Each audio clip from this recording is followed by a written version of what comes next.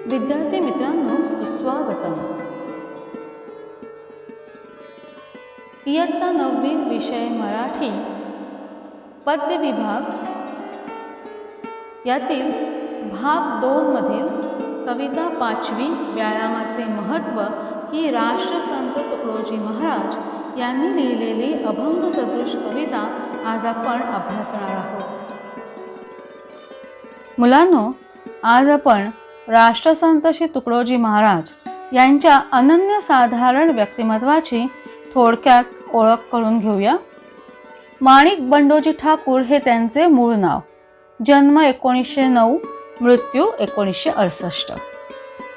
राष्ट्रसंत श्री तुकडोजी महाराज हे महाराष्ट्रातील एक आधुनिक संत, भक्त, कवी व समाजसुधारक. ग्रामविकास झाला की राष्ट्रविकास होईल असे मानणारे तुकडोजी महाराज देशभर हिंडून आध्यात्मिक, सामाजिक आणि राष्ट्रीय एकात्मतेचे प्रबोधन करत असत.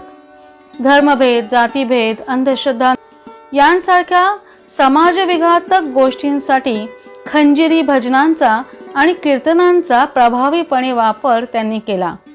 देशभक्ती, अहिंसा व आत्मसंयम यांचे पाठ जनसामान्यांना दिले.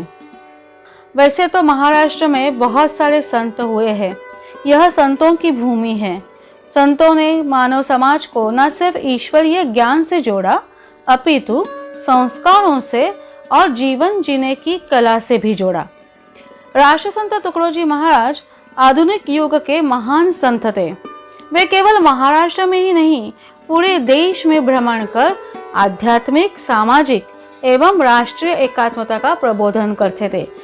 संत तुकडोजी महाराज जी का ये मानना था कि ग्राम विकास होने पर राष्ट्र का विकास होगा, क्योंकि भारत ग्रामवासियों का देश है.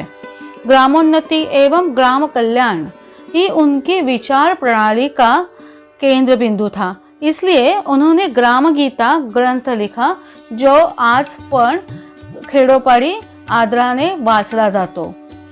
बच्चों, देश के युवक राष्ट्र के भविष्य के आधार स्तंभ होते हैं. वे बलोपासक होंगे तो ही समाज की एवं राष्ट्र की सुरक्षा कर सकेंगे. उन्होंने युवकों को नीतिमान और सुसंस्कृत युक्त बनाने हेतु उपदेशात्मक तथा मार्गदर्शनात्मक लेखन किया. राष्ट्रसंत तुकडोजी महाराज यांच्या मते तरुणांनी बलोपासक झाले पाहिजे, म्हणजेच बलसंवर्धनाकडे लक्ष दिले पाहिजे. याकरताच प्रस्तुत काव्यात मानवी जीवनातील व्यायामाचे अनन्यसाधारण महत्त्व त्यांनी या कवितेत स्पष्ट केले आहे. व्यायामानेच बलसंवर्धन कसे होते ते या कवितेच्या द्वारे पाहूया. मुलांनो, व्यायामाचे महत्त्व या कवितेचे वाचन मी करते आहे. लक्षपूर्वक ऐका.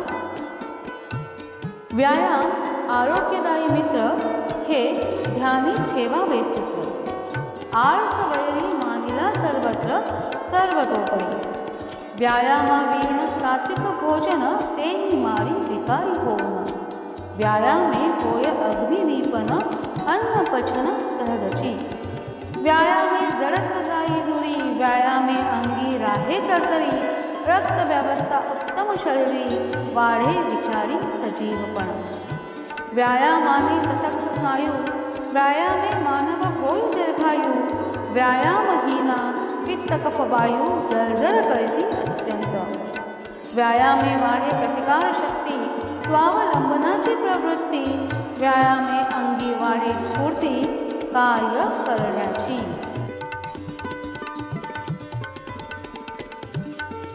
व्यायाम आरोग्यदायी मित्र हे ध्यानी ठेवावे सूत्र. आळस वैरी मानिला सर्वत्र सर्वतोपरी. शब्दार्थ पाहूया. व्यायाम म्हणजे कसरत, एक्सरसाइज. आरोग्यदायी म्हणजे आरोग्य देणारा, निरोगी, हेल्दी. मित्र म्हणजे सखा, सवंगडी, फ्रेंड.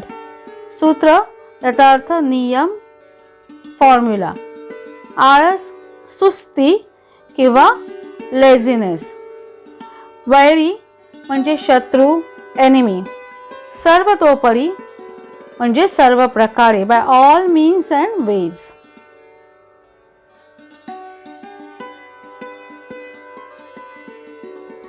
व्यायामाचे महत्त्व सांगताना राष्ट्रसंत श्री तुकडोजी महाराज म्हणतात, व्यायाम हा आरोग्याचे रक्षण करणारा, आरोग्य देणारा तुमचा मित्र आहे. हे सूत्र कायम ध्यानात ठेवा. आळस हा सर्वत्र आणि सर्व प्रकारचा शत्रू आहे. त्याला आपल्या जवळपासही येऊ देऊ नका. मतलब व्यायाम या कसरत या एक्सरसाइज हमारी स्वास्थ्य की रक्षा करके हमारे शरीर को निरोगी बनाए रखने का काम करते हैं. राष्ट्रसंत तुकडोजी महाराज कहते हैं कि एक सूत्र या नियम हमेशा ध्यान में रखना है कि व्यायाम ही हमारा सच्चा मित्र है और आलस सर्वत्र और हर तरीके से हमारा शत्रु है.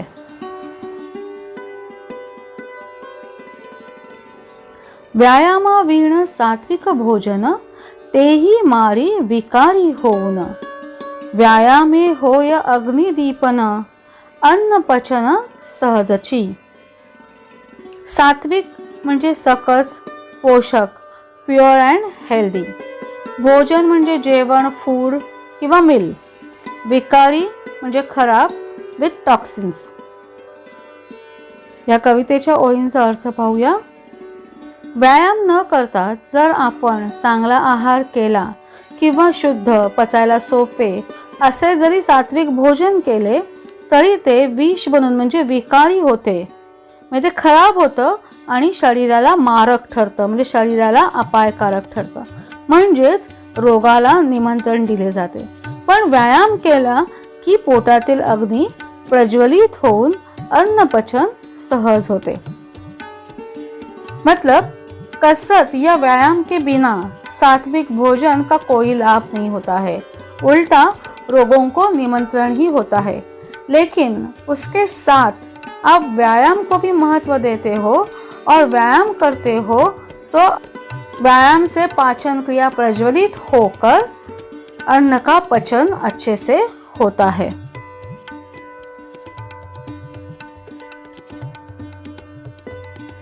व्यायामे जडत्व जाई दूरी, व्यायामे अंगी राहे तरतरी. रक्त व्यवस्था उत्तम शरीरी, वाढे विचारी सजीवपणा. शब्दार्थ पहा. जडत्व म्हणजे सुस्ती, आळशीपणा, लेझीनेस. तरतरी म्हणजे उत्साह, एन्थुझियाझम. रक्तव्यवस्था म्हणजे रक्ताभिसरण संस्था, ब्लड सर्क्युलेशन सिस्टम. या ओळींचा अर्थ पाहूया. व्यायाम केल्याने शरीरातील जडता म्हणजे जडत्व, स्थूलपणा, सुस्तपणा दूर होऊन शरीरामध्ये उत्साह निर्माण होतो. शरीर टवटवीत म्हणजे फ्रेश व प्रसन्न राहते. रक्ताभिसरण संस्था ही उत्तम प्रकारे कार्य करते. बुद्धी तल्लख होते, ती समृद्ध होऊन विचारांचा सजीवपणा टिकून राहतो. कसरत या एक्सरसाइज करने से शरीर की जो स्थूलता होती है, मोटापा होता है, वो कम होता है. व्यायाम के द्वारा रक्त संचार मतलब ब्लड सर्कुलेशन उत्तम प्रकार से होता है. स्वस्थ शरीर में ही स्वस्थ मस्तिष्क का निवास होता है. महर्षि चरक के अनुसार व्यायाम से शरीर निरोगी रहता ही है, लेकिन उसके साथ बल की वृद्धि भी होती है तथा मस्तिष्क संतुलित रहता है, जिससे बुद्धि क्रियाशील रहती है, मतलब सजीव होती है.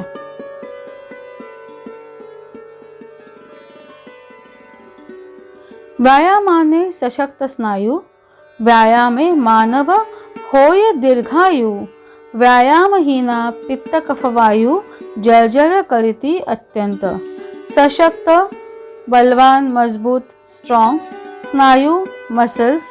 दीर्घायु, दीर्घ आयुष्य, लॉंग लाईफ. व्यायामहीन, व्यायामाशिवाय लॅक ऑफ एक्सरसाइज.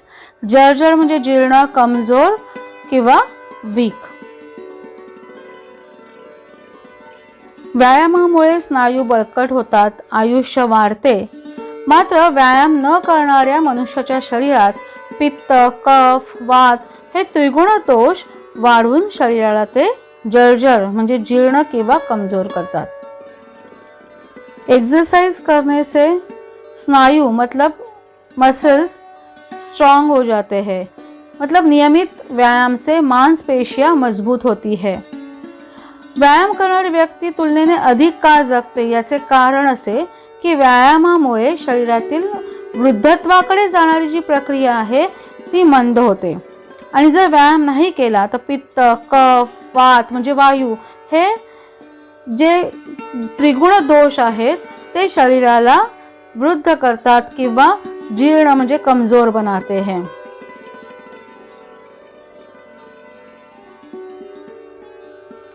व्यायामे वाढे प्रतिकार शक्ती, स्वावलंबनाची प्रवृत्ती।